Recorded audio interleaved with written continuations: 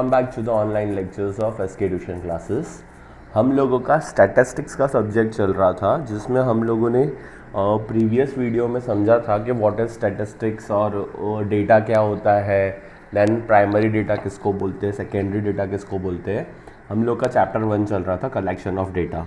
सो हम लोग उसके आगे जाते हैं थोड़ा, और इस वीडियो में मैं कौन कौन से टॉपिक कवर कर रहा हूँ पहले आपको वो बता दूंगा, एंड देन उस फ्लो में आप लोगों की वीडियो चलेगी। देन आपके टॉपिक्स इस वीडियो में जो कवर होंगे चैप्टर 1 के कलेक्शन ऑफ डेटा के 2 टॉपिक कवर होंगे।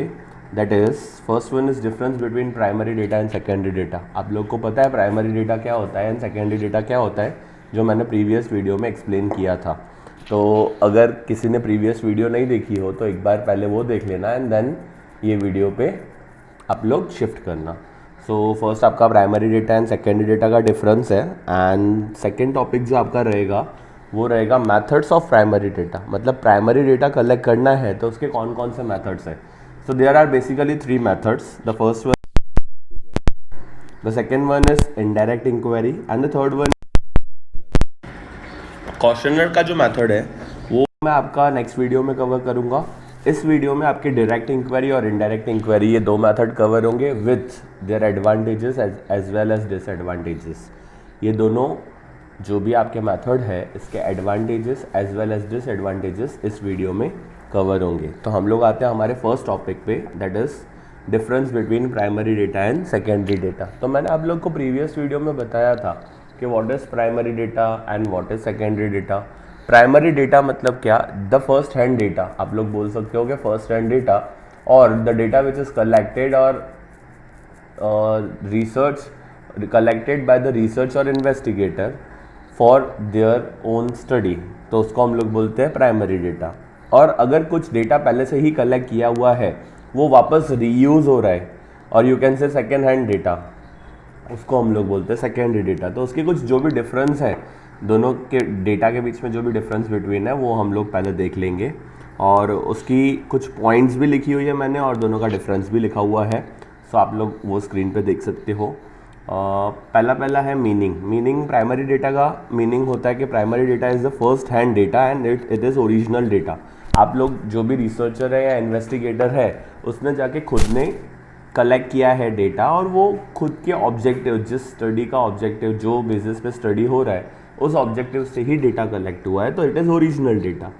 Secondary data is reuse data which is collected earlier by any agency and reused. पहले से ही कोई एजेंसी ने कलेक्ट करके रखा था। मैंने आप लोग को एग्जांपल दिया था कि पॉपुलेशन सेंसस का जो डेटा कलेक्टेड होता है वो अगर पॉपुलेशन सेंसस के लिए देखा जाएगा तो वो प्राइमरी डेटा है, बट अगर कोई और जैसे आप लोग यूएनओ वगैरह है, यूनाइटेड नेशंस ऑर्गेनाइजेशन वगैरह, अगर वो डेटा को रीयूज़ कर रहा है तो यूएनओ के लिए वो चीज़ सेकेंडरी डेटा हो जाएगा। तो आप लोग का मीनिंग क्लियर होगा। नेक्स्ट आते हैं हम लोग कॉस्ट। जब भी आप इन्वेस्टिगेशन या रिसर्च का वर्क कर रहे हो तो आप कॉस्ट को तो इम्पोर्टेंस दोगे ही। अब देखो प्राइमरी डेटा जब भी कलेक्ट करोगे तो वो ज़्यादा कॉस्टली होगा। क्यों? क्योंकि आपको एक एक जो आप रिसर्च कर रहे हो उस बेसिस पे, आप अगर कोई ऑफिस के बेसिस पे आपको जाना पड़े, या कोई स्कूल्स है या कोई ऑर्गेनाइजेशंस है, आपको बार बार वहाँ जाना पड़ेगा, उनसे सब डिटेल्स लेनी पड़ेगी, फिर उसको रॉ फॉर्मेट में होगा, उसको आप प्रेजेंटेबल फॉर्मेट में बनाओगे। तो ये सब जो इतना लेंदी प्रोसेस होता है तो उसका खर्चा भी बहुत ज़्यादा होता है।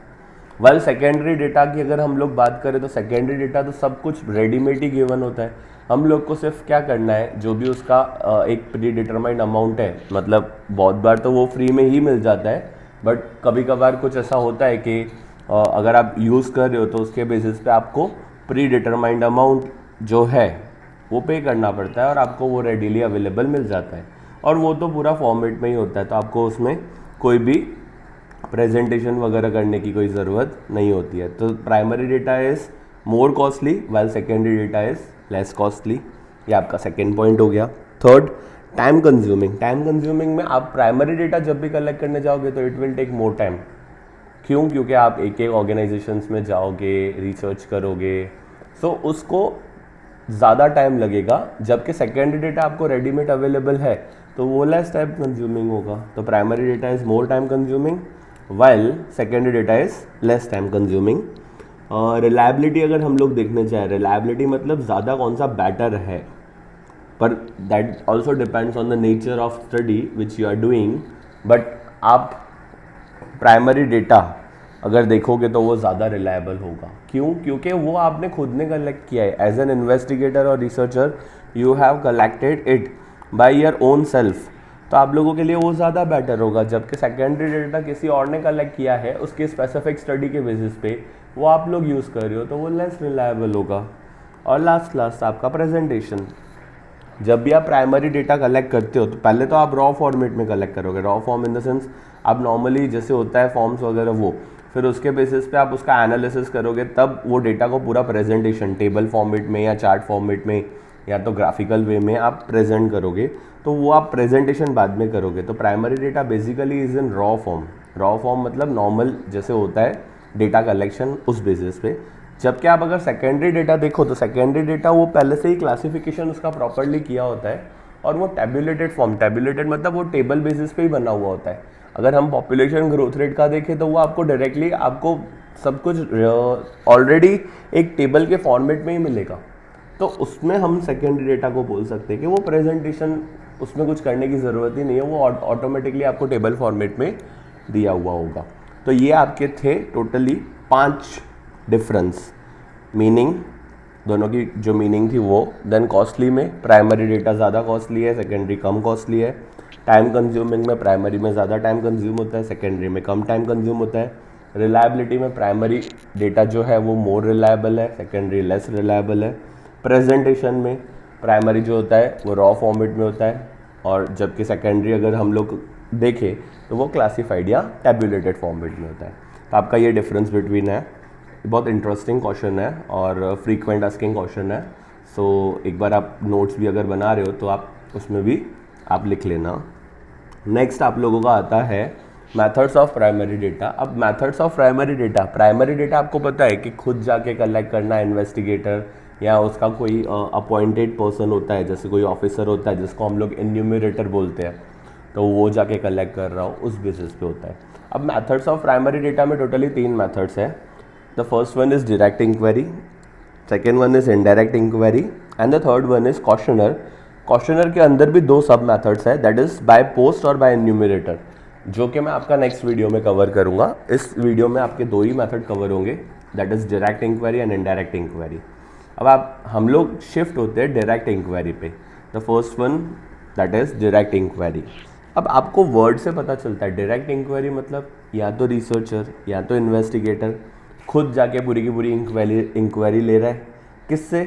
जो भी उसका पॉपुलेशन है, पॉपुलेशन इन द सेंस जो हम लोग का डेटा कलेक्ट हुआ है या सैम्पल, दोनों में से उसके रिलेटेड जो भी उसकी स्टडी है उसके रिलेटेड वो जाके खुद ही इंटरेक्शन कर रहा है और डायरेक्टली वो पूरा का पूरा डेटा कलेक्ट कर रहा है। तो हम लोग इसकी मीनिंग पे आते हैं। The method in which investigator, researcher or an enumerator appointed by him visits personally to the field and collects the data or necessary information। अगर खुद इन्वेस्टिगेटर, रिसर्चर या तो कोई एन्यूमरेटर मतलब उसके थ्रू अपॉइंट किया हुआ ऑफिसर अगर जाके डेटा खुद कलेक्ट करता है तो हम लोग उसको क्या बोलते हैं? Primary data collected by direct inquiry. एक जो भी पॉपुलेशन या सैंपल है उससे जाके खुद कांटेक्ट करता है, इंटरेक्शन करता है, उनसे पूरा डिटेल्स लेता है और उसको पूरा रिटन डाउन करके और प्रेजेंटेबल वे में, तो हम लोग उसको बोलते हैं डायरेक्ट इंक्वायरी। इसका एक एग्जांपल बताऊंगा तो आपको और ज़्यादा क्लियर होगा। अब इसका एग्जांपल अगर हम लोग ले कि for example if we are doing a research on health of students of municipal schools, तो if a research on health of municipal schools is to be done, if investigator himself visits a different school, investigator या researcher जो है वो खुद जाके different schools में जा रहा है on and collect the data regarding health of the students, वो जाके स्टूडेंट्स के साथ इंटरेक्शन कर रहा है और उसके बेसिस पे डेटा कलेक्ट कर रहा है कि आपकी तबीयत कब मतलब कैसी है, देन आप कितना प्रॉपर आपको हाइजीनिक फूड मिलता है कि नहीं, प्रॉपर आपको एनवायरनमेंट वगैरह में मतलब और कोई प्रॉब्लम तो नहीं है ना हेल्थ इश्यू में, कि आपकी कोई जैसे कुछ होती है प्रॉब्लम किसी को हियरिंग प्रॉब्लम होता है किसी को आई साइट का प्रॉब्लम होता है, तो वो सब हेल्थ अगर उसको पूरा एनालाइज करना है तो वो क्या कर रहा है, खुद जाके डिटेल्स ले रहा है म्यूनसिपल स्कूल के स्टूडेंट से और उसके बेसिस पे वो पूरा का पूरा डेटा कलेक्ट कर रहा है। सो अगर ऐसा कुछ डेटा है कि आप खुद जाके म्यूनसिपल स्कूल से ले रहे हो या कोई भी, ये तो म्यूनसिपल स्कूल मैंने एक एग्जांपल दिया, आप ऑर्गेनाइजेशन हो सकता है, कोई कंपनी हो सकता है, कहीं भी आपका जो भी रिसर्च बेसिस होगा या रिसर्च का जो भी आपका टॉपिक होगा या रिसर्च की जो भी स्टडी होगी उसके बेसिस पे आप कर सकते हो। अब डायरेक्ट इंक्वायरी के ना एडवांटेजेस और डिसएडवांटेजेस दोनों है। क्या एडवांटेजेस एंड डिसएडवांटेजेस दोनों है, मैंने आप लोगों को पहले ही बताया था, every coin has two sides. अगर कोई चीज़ का बेनिफिट है तो उसका नुकसान भी है, आप किसको ज़्यादा इंपॉर्टेंस दे रहे हो वो इम्पॉर्टेंट रहता है। तो इसके एडवांटेजेस भी है, डिसएडवांटेजेस भी है। एडवांटेजेस इसके ये है, सबसे पहला मोर एक्यूरेट एंड रिलायबल।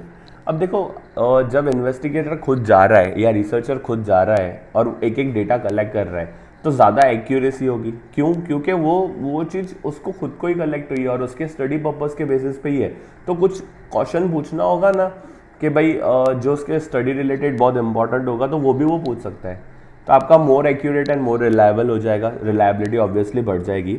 सेकेंड आपका है कि आप मोर डिटेल इन्फॉर्मेशन, आप जितनी इन्फॉर्मेशन निकालना चाहो सामने हेल्थ ऑफ स्टूडेंट्स के बेसिस पे, आपको जितनी इन्फॉर्मेशन चाहिए आप उतनी निकाल सकते हो। तो आपका जो primary data by direct inquiry होगा वो पूरा more detail information, in the sense बहुत अच्छी इन्फॉर्मेशन आपको मिल सकती है। जैसे आप लोग उनसे इंटरेक्शन करोगे, उनसे क्वेश्चनिंग करोगे तो आपको ज़्यादा उस चीज़ को जानने को मिलेगा।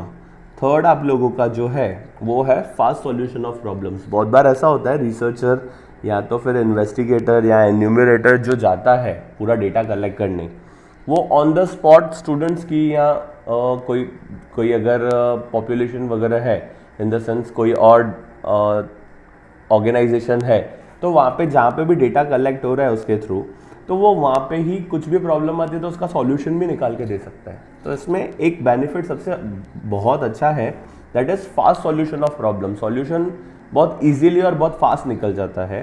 And next is beneficial for limited area. अब देखो आप प्राइमरी डेटा जब भी करोगे ना तो लिमिटेड एरिया होगा तो ही आपके लिए primary data by direct inquiry possible है। क्यों?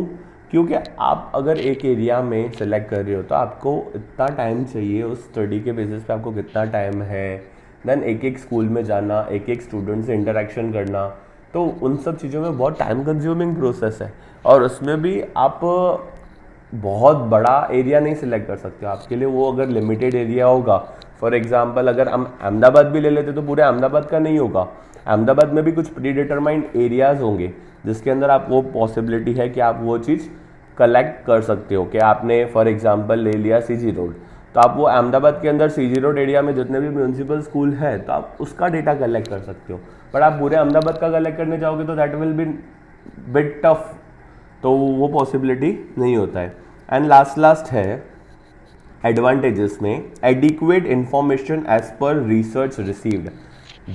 जो इन्फॉर्मेशन आपका जो ऑब्जेक्टिव है स्टडी का या जो टॉपिक है स्टडी का, उस बेसिस पे आपको जो इम्पोर्टेंट इन्फॉर्मेशन है, अब जैसे मैंने हेल्थ बताया तो हेल्थ के रिलेटेड आप जिस बेसिस पे रिसर्च कर रहे हो या जिस बेसिस पे आपका जो काम चल रहा है, ऑब्जेक्टिव जो है, उस बेसिस पे आपको प्रॉपर इन्फॉर्मेशन मिल जाएगी। अगर if you are going for primary data method in which you are going for a method of direct inquiry. अब आप ये एडवांटेजेस थे आपके 5, more accurate and more reliable, more detail information, fast solution of problems, beneficial for limited area, adequate information as per research receive. तो ये आपके 5 advantages थे। अब हम आते हैं डिसएडवांटेजेस पे। डिसएडवांटेजेस में आपका सबसे पहला है मोर टाइम कंज्यूमिंग।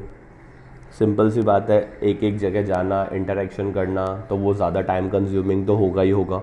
तो अगर आपका स्टडी है जिसका आपको फास्ट आंसर या फास्ट आपको रिसर्च का वर्क कंप्लीट करना है तो आप इसको सेलेक्ट नहीं कर सकते हो, तो ये आपका हो गया, टाइम कंज्यूमिंग ज़्यादा रहता है। देन मोर कॉस्टली, एक एक जगह जाना, उसमें ट्रांसपोर्टेशन कॉस्ट, उनसे इंटरेक्शन किया, तो वो सब चीज़ों जो भी होता है, पैन पेपर एंड ऑल, उन सब का खर्चा, तो वो आपका कॉस्ट ऑटोमेटिकली इंक्रीज़ कर देगा। एक एक जगह आप, ऐसा तो है नहीं कि एक दिन गए और आपको पूरा का पूरा डेटा मिल गया, दैट इज़ नॉट पॉसिबल। आपको बहुत बार ऐसा भी होता है कि आपको 2-3 बार जाना पड़ता है, तो वो आपके लिए ज़्यादा कॉस्टली हो जाएगा। Untrained enumerators can get less information. जो इन्यूमरेटर्स, जो ऑफिसर्स अगर अपॉइंट किए हैं इन्वेस्टिगेटर ने और वो अनट्रेंड है, अनट्रेंड मतलब उनको प्रॉपरली गाइडेंस नहीं है या प्रॉपरली ट्रेनिंग नहीं मिला है, तो उसके बेसिस पे बहुत बार इन्फॉर्मेशन कम मिलती है। And last not suitable to wide field. मैंने आप लोगों को ऊपर ही बताया कि अगर आप पूरे अहमदाबाद का भी अगर करने जाओगे तो भी आपके लिए टफ रहेगा। क्यों? क्योंकि अहमदाबाद के अंदर कितने सारे म्यूनसिपल स्कूल हैं, तो आप एक एक म्यूनसिपल स्कूल में जाके एक एक स्टूडेंट से इंटरेक्ट डेटा कलेक्ट करोगे, so that will be little bit tough for you. तो रिसर्चर या इन्वेस्टिगेटर के लिए वो चीज़ टफ रहती है, इसके लिए ये चीज़ not suitable to wide field, मतलब अगर आप डायरेक्ट इंक्वायरी कर रहे हो तो वो वाइड फील्ड के लिए सूटेबल नहीं है। तो आपका ये था advantages and disadvantages of direct inquiry. I hope you all will be clear with this. इसका जो नेक्स्ट टॉपिक है आपका, that is indirect inquiry. Indirect inquiry मतलब क्या? अब जैसे डायरेक्ट इंक्वायरी मतलब इन्वेस्टिगेटर, रिसर्चर या एन्यूमरेटर खुद जाके इंटरेक्शन करके और पूरा का पूरा डेटा कलेक्ट कर रहा है। इनडायरेक्ट मतलब वो जा रहा है वहाँ पर स्टूडेंट्स के साथ इंटरेक्शन नहीं कर रहा है। वो क्या कर रहा है? प्रिंसिपल के साथ इंटरेक्शन कर रहा है और एल्स प्रिंसिपल के साथ कुछ टेलीफोनिक कन्वर्सेशन के बेसिस पे वो डेटा कलेक्ट कर रहा है। मतलब वो जो उसका सैंपल है या पॉपुलेशन है उसको डायरेक्टली इंटरेक्शन नहीं कर रहा है, वो किसी के थ्रू उनका पूरा डेटा कलेक्ट कर रहा है और उसको वो डेटा रेडीमेड मतलब डायरेक्टली उसको अवेलेबल हो जाता है। अब हम लोग इसको पूरा डिटेल में पढ़ेंगे, इसका मीनिंग प्लस इसका एग्जाम्पल। तो आपकी इसकी मीनिंग है the method in which the investigator, researcher or an enumerator contacts an organisation और a person capable of conducting inquiries.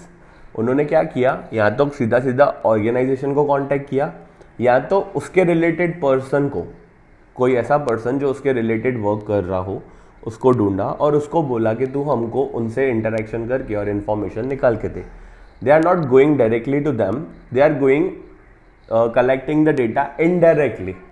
Indirectly in the sense वो खुद नहीं जा रहे, वो किसी के थ्रू डेटा कलेक्ट करवा रहे। तो इसके लिए इसको इनडायरेक्ट इंक्वायरी बोला गया है। एंड गेट्स रेलेवेंट इन्फॉर्मेशन, जैसी इन्फॉर्मेशन उनको चाहिए, जिस बेसिस पे चाहिए वो उनको रेलेवेंट इन्फॉर्मेशन मिल जाती है फ्रॉम सच ऑर्गेनाइजेशन और a person, than this method is known as indirect inquiry. इसको हम लोग क्या बोलते हैं? Indirect inquiry.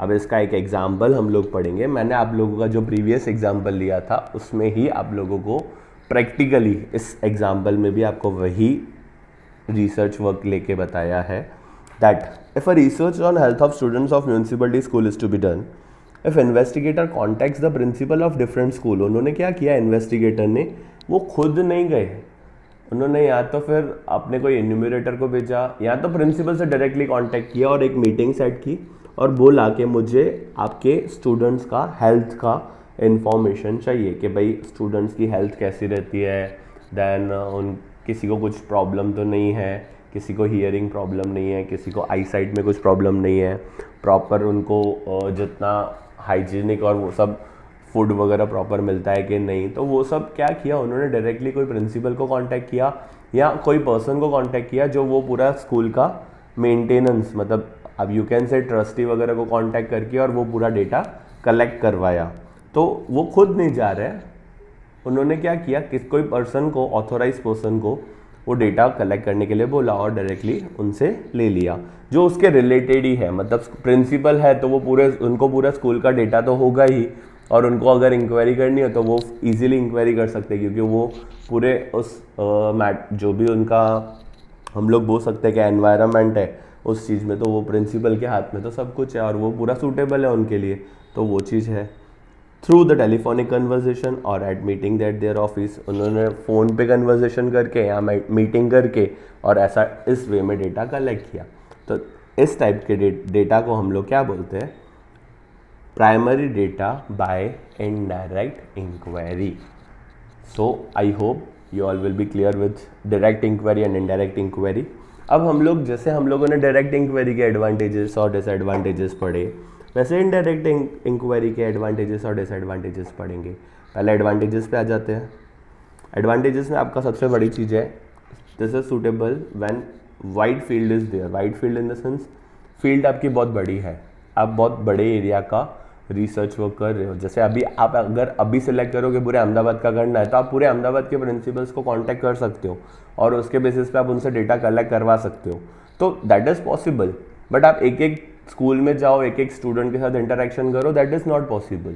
तो जब भी इनडायरेक्ट इंक्वायरी होगा तब आप लोग क्या करोगे, मतलब जो भी रिसर्चर होगा वो वाइड फील्ड सिलेक्ट कर सकता है, कम कॉस्टली होगा ऑब्वियसली, आप लोगों को बहुत बार जाना नहीं पड़ेगा, आप लोगों का ऑलमोस्ट काम जो है वो पूरा रिसर्चर वगैरह का जो भी काम है वो पूरा जो भी ऑथोराइज पर्सन है वो ऑलमोस्ट करके देगा।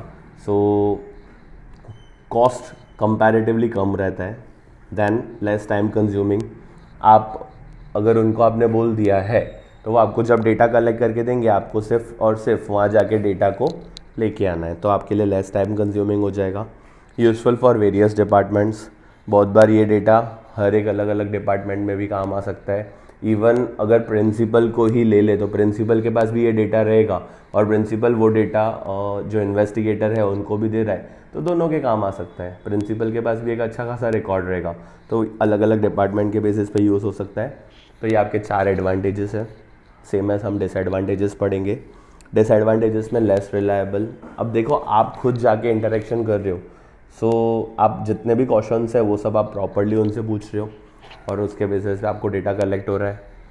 इनडायरेक्ट इंक्वायरी में क्या होता है, कभी कभार प्रिंसिपल जो है उन्होंने अगर प्रॉपर वे में, या आपका ऑब्जेक्टिव क्या है स्टडी का उनको नहीं पता है, तो आप अगर वो उस बेसिस पे डेटा कलेक्ट कर रहे हैं तो थोड़ा बहुत प्रॉब्लम हो सकता है, तो वो लेस रिलायबल होता है। नेक्स्ट आपका है लेस करेक्ट इन्फॉर्मेशन। बहुत बार क्या होता है, अगर प्रिंसिपल ही इनएफिशिएंट होगा तो सिचुएशन आ सकती है कि उन्होंने डेटा जैसे जैसे करके कलेक्ट करके आपको तो दे दिया, आपको लगा ये डेटा एकदम करेक्ट है, तो आप लोगों ने अपनी स्टडी में उसको इम्प्लीमेंट किया, बट उसका फिर रिजल्ट प्रॉब्लमेटिक हो जाता है। तो ऐसी कोई सिचुएशन बहुत रेयर केसेस में जो अराइज होती है, उसके बेसिस पे वो करेक्ट इन्फॉर्मेशन नहीं अगर मिलती है तो वो चांसेस हो सकते हैं इनडायरेक्ट इंक्वायरी में। Biased attitude. बायस्ड एटीट्यूड मतलब कि सिचुएशन में जो भी एटीट्यूड इन द सेंस जो भी ऑथोराइज पर्सन है उसने प्रॉपरली डेटा कलेक्ट नहीं किया, उसने बायस किया। बायस मतलब पार्शियलिटी करके डेटा कलेक्ट किया, या कुछ डेटा उसके पास रेडीमेड पड़ा था वही आपको दे दिया, प्रेजेंट नहीं, आपको पास का कोई भी डेटा पड़ा था वो रेडीमेड पड़ा था और वो दे दिया, तो वो एक प्रॉब्लम हो सकता है। बायस्ड एटीट्यूड मतलब पार्शियलिटी का चांस हो सकता है। And the last one is complex in nature. Complex in nature in the sense जिस बेसिस पे आपकी स्टडी है तो वो आप उनको बताओगे तो सही, पर आपका मेन रिसर्च वर्क क्या है वो उनको पता नहीं चलेगा। तो अगर वो पता नहीं चलेगा तो वो चांसेस कम है कि उस बेसिस पे डेटा कलेक्ट हो। तो बहुत बार ये जो डेटा होता है वो कॉम्प्लेक्स होता है इन द सेंस आप लोग जब इन प्रिंसिपल से डेटा लोगे तो हर एक प्रिंसिपल का अलग अलग पॉइंट ऑफ व्यू आएगा। वो लोग उन्होंने अलग अलग, किसी ने फॉर्म्स फिलअप करवाए होंगे, किसी ने कुछ किया होगा, तो वो सब डिफरेंट बेसिस पे डेटा कलेक्ट हुआ होगा, तो आप वो कॉम्प्लेक्स हो जाता है। कोई प्रिंसिपल का कैसा डेटा है, कोई प्रिंसिपल का कैसा डेटा है, तो वो इन्वेस्टिगेटर के लिए टफ हो जाता है कि उसको प्रॉपरली एनालाइज कैसे करें। तो आपके एडवांटेजेस और डिसएडवांटेजेस इनडायरेक्ट इंक्वायरी के ये थे। एक बार हम लोग advantages, that is suitable when wide field is there, ज़्यादा बड़ी फील्ड होती है तब। लेस कॉस्टली, कॉस्टली बहुत कम रहता है ये कंपैरेटिवली। लेस टाइम कंज्यूमिंग, इसमें आप लोगों का, क्योंकि आप लोग खुद तो जान ही रहे हो, तो आप लोगों का जो टाइम कंजप्शन है वो भी कम रहता है। यूज़फुल फॉर वेरियस डिपार्टमेंट, बहुत सारे डिपार्टमेंट्स में ये चीज़ काम आ सकती है। डिसएडवांटेजेस आपका ये है, रिलायबल कम रहता है, करेक्ट इन्फॉर्मेशन आपको बहुत रेयर केसेस में मिलती है, एंड बायस्ड एटीट्यूड रहता है, पार्शलिटी वगैरह के चांस हो सकते हैं। कॉम्प्लेक्स इन नेचर, हर एक का अपने हिसाब का डेटा होगा या उनका कलेक्शन मेथड कुछ डिफरेंट होगा, तो उसके बेसिस पे आपका जो आपके पास टोटल डेटा आएगा और आप उसको समराइज़ करने जाओगे तो वो कॉम्प्लेक्स हो जाएगा। तो आपका ये था दो जो आपके टॉपिक है, जो मेथड्स है आपके, डायरेक्ट इंक्वायरी, इनडायरेक्ट इंक्वायरी, दोनों के एडवांटेजेस डिसएडवांटेजेस। सो हम लोग का ये इस वीडियो के लिए लास्ट टॉपिक था। नेक्स्ट वीडियो में आपका क्वेश्चनर कवर होगा और सेकेंडरी डेटा के सोर्सेस के, सेकेंडरी डेटा के क्या क्या सोर्सेस होते हैं वो आपके नेक्स्ट वीडियो में कवर होंगे। सो आप लोग एक बार अपने टेक्स्ट बुक के बेसिस पे, और I will suggest to go with the text book only, और कुछ नहीं। आपको कुछ बेसिक नोट्स चाहिए तो वो आप ये जो पीपीटी है इसके बेसिस पे भी आप अपने नोट्स बना सकते हो। That will be more relevant for the study. जब भी आप पढ़ रहे हो तो आपके लिए ज़्यादा बेटर रहेगा, क्योंकि ये एकदम एग्जाम्पल वगैरह प्रॉपर इस बेसिस पे ही दिया हुआ है। So just go with this. और अगर आपने इसकी प्रीवियस वीडियो नहीं देखी हो तो पहले वो वीडियो देख के उसके बाद ही ये वीडियो देखना। क्यों? क्योंकि ये सब इंटरकनेक्टेड होता है। आपका जो फर्स्ट पार्ट होगा, अगर आपके माइंड में वही, आपको यही नहीं पता है कि प्राइमरी डेटा क्या होता है, सेकेंडरी डेटा क्या होता है या डेटा क्या होता है, और आप डायरेक्टली अगर ये वीडियो देखते हो तो आपको कुछ पल्ले पड़ने वाला नहीं है। तो इससे बेटर आप पहले जो फर्स्ट वीडियो है उसको गो थ्रू करो, सेकेंड वीडियो को इसके बाद गो थ्रू करना तो ज़्यादा बेटर है। मैं आपको इस वीडियो के साथ फर्स्ट वीडियो की लिंक भी शेयर कर देता हूँ, वो आपके डिस्क्रिप्शन बॉक्स में होगी। Thank you so much.